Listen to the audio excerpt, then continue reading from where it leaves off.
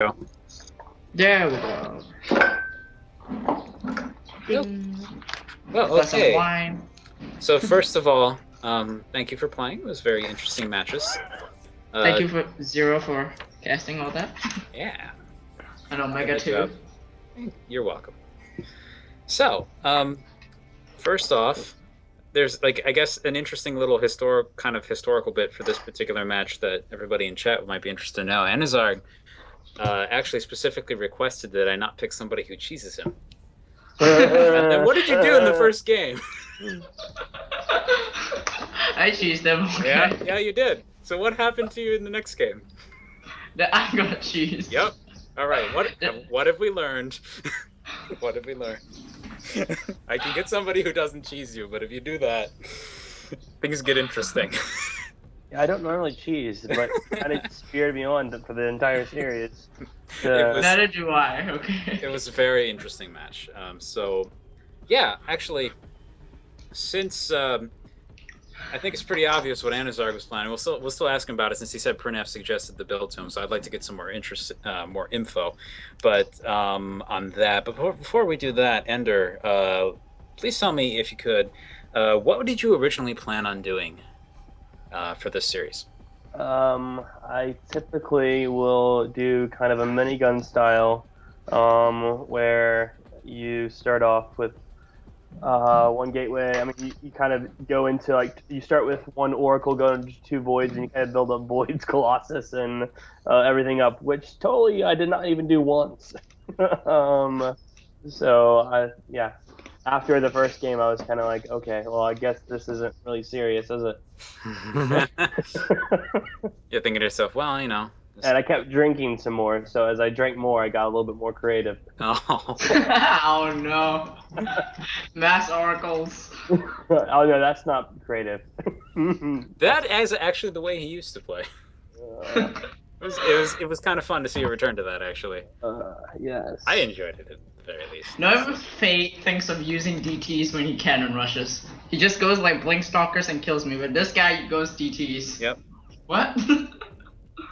Just like no counter to that when you're on one base. So here's the thing, real quick. Let's go back to the first game. So the first game was on Ultrazeme Stronghold.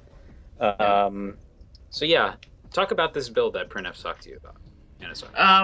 Because one day I was playing with Fade on my own show matches, and then Prunef was casting it, and then when Fade was playing random and he got Zerg, so he like 6-pooled me, and then I was building a lot of spine crawlers at my front to defend against the Zerglings, and then I started spreading the creep down to my natural, pushing the spine crawler line forward and forward, but eventually Fate just got maxed out and just killed me. So after the game, Pranav said that since I liked his spine crawler so much, I should do something like a spine rush, proxy hatch and a spine rush him.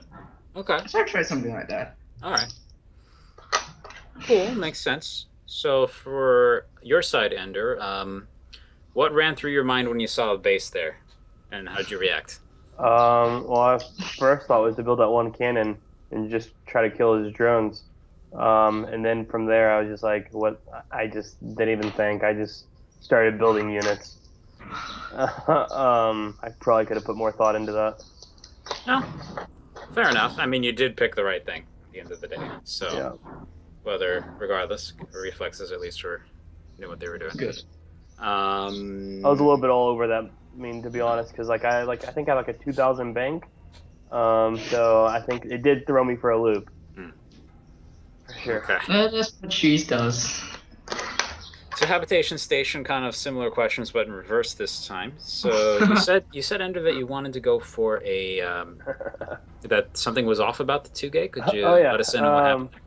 The 2-gate, obviously, I did it totally wrong. I just decided to do it on the fly because normally you'd send one probe to go build to the pylon location like right at the beginning of the game, right? Mm-hmm. And so I didn't do it till 8, and so like I was like way behind on time, way up on resources, and then he found me, and then I was fish out of water.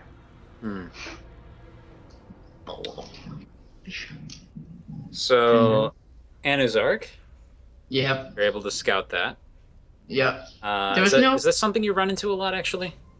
No, ever since Fate, I always keep sending my drone in just to scout his base. Anything funny happening, that I'll always like just keep scouting around. Nice. And I suppose naturally one will be very paranoid after playing Fate enough. This guy hides it. The guy hides things everywhere. But, and so then, yeah. But continue. Go ahead. So then after I found out about the Proxy 2 gay, I was like, okay, let's just go on one base and then just get +1 roaches, and then if he's going for if he's going for zealots, +1 roaches would just be able to kill it. Even if he's going for like stalkers as well, if he's going to, he realizes he can't break my front and he's going to go into stalkers or something, well, +1 will be able to help my roaches. And then if I keep building queens, he goes void rays or phoenixes or oracles, whatever air comes in. +1 will also help because the queens can shoot upgraded as well. So I decided that +1 would be a good idea. And since I was having a lot of gas at that moment, because I was on one base, more gas than minerals, so why not just go for something more gas focused? Okay. Let's see. Next map was on Frost. Both of you in the chat were stating things about going for macro in this game. So let us in on what your plans were for this particular game on Frost. Ender. Yeah, me and Nomad had messed around with a build where you do kind of oracles and zealots to start off, and I was going that way until he sends these banelings into my base and keeps sending zerglings, and then I decided just to build more oracles, and my oracles run out of juice, and I was kind of pooping my pants at that point. But luckily my oracles prevailed, and my couple of zealots prevailed as well on the ramp, and yeah, so that was kind of where I was coming from. All right. How I wish that game lasted long. Yeah. Anuzarg, talk about what you were doing there. I mean, there was the pylon block real early on. So how'd you respond to that? Yeah. So when I saw the pylon block, I was like, okay, let's just ninja my base over at the third. I was like looking at the third, and there's a pylon there. Okay, so where else can we put our base? At that moment, the Overlord hadn't gotten to the top right side yet, so I was afraid there was Ender was spawning over there. But my drone had already scouted the cross spawn location. I realized that, and there was no base there, so I was like, okay, it's a good place. Let's just don't take the natural and just go down there and take a base over there. And then after that, my original plan was already to go for some aggressive Ling Baneling bust into his base to transition into Mutas, but those oracles really ruined my plans there. So I just kept sending Lings. And because the oracles can't be in both places at once, so I just kept sending Lings. And oracles use energy, as Ender said his oracles were like running out of juice, so I just kept sending Lings. Eventually the oracles can shoot, and if he goes for like void rays, nothing can help, seeing as how there was so many stargates in there. Right. How many stargates were there anyways? Like three. 3. Yeah. And then we have I confirm that. Let me see here. Did you actually ever know about the ninja base? Nope. There's a ninja base. I did not. Okay. Well, yeah. Actually, find out. Yeah, that was a pretty nice game. So, given the way that went, our last game was Waystation. So, of course, Waystation being effectively 2 different maps at the same time. Talk about what your plans were if you had gotten the short spawns, Ender. Sorry, I phased out there. What was that question? What would you have done if you had gotten the closer spawns on Waystation? On Waystation. Which game was that? So I went to Cannon Rush. I went Cannon Rush. Yes, you can rush me. For a late one. What do you mean by closer spawns? You can spawn bottom right, top left, or bottom left, top right. Oh, I wouldn't have done anything different. Okay. I don't think I've ever played that map. Oh, well, now you know. I just know that that's forced cross spawn. Yeah, I knew it was forced cross spawn. Because I luckily read that as the countdown was going down on the map info. So I read that. But oh my god, that opening, you can't even hardly wall off your natural as a exactly. That thing's huge. That choke point is huge over there. Yep.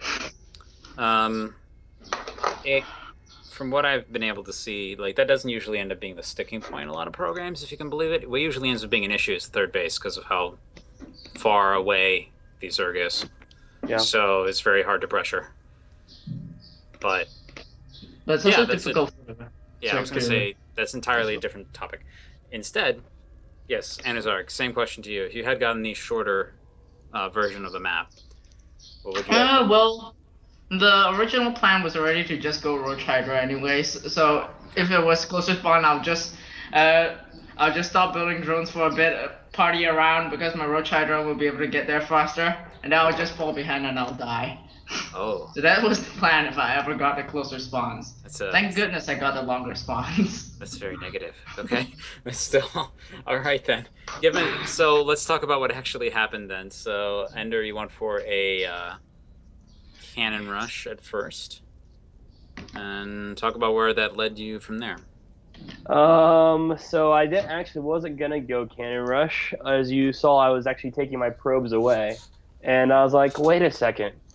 Who cares? Let's just try to throw a pylon up there and hold them off. And then I noticed. I mean, I had obviously my probe count up, and I guess, and I was like, he doesn't have any. He's like just making that overlord sit right there, and so I was like, I'll go DT rush on top of that because he doesn't have a second, and I doubt he's expecting a DT rush. So kind of again flew by the seat of my pants. I just realized I could have just taken my Burnlings, walked over to the Shimmers, and they just hit X, and then they'll probably kill the DTs. I wasn't gonna say anything, but I figured it just the fact probably just flipped it, just escaped your mind in the moment. But it was still understandable though, because he was gonna kill the Baneling nest, and then yeah. The thing is, it was still up in the air from there. Yeah. Or if he had spread the DTs out or warped in one more, it was like still tough. He can. Ender, do you actually even take your natural anyways? I didn't take a natural, no. Oh, good. Then we were just one base versus one base. Yeah. Then you can just keep warping in DTs and then just try kill me like that. One base. I think Protoss typically has an advantage. Pretty much in that situation, the only real defenses were the cannons at the front of your base. It's just that it requires so many resources to kind of do what it's doing. I mean, maybe he could have sacked the gateway to get a cannon or something, but it's pretty tough. That map in particular, anyway. Yeah, I have no idea what to do when someone cannon rushes me. Hello?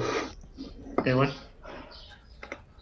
Yeah, it's tough. No matter how you look at it, there's a reason people can get into like high masters with that. It's tough. That's why Prunef is planning to cannon rush all the way to Grandmaster like that. That's the reason. He can try that. Now the number of people that succeed at that is very small, but even so, I think we're kind of getting off the rails on the conversation. That was all the questions about the match itself. Do you guys have any closing comments or shout outs you'd like to make? Ender starts first. I'm good. All right. Oh, he's good. Good. I'm also good as well. Okay. Thanks, Omega. Yeah, you're welcome, guys. Thanks for playing. Thanks, everyone.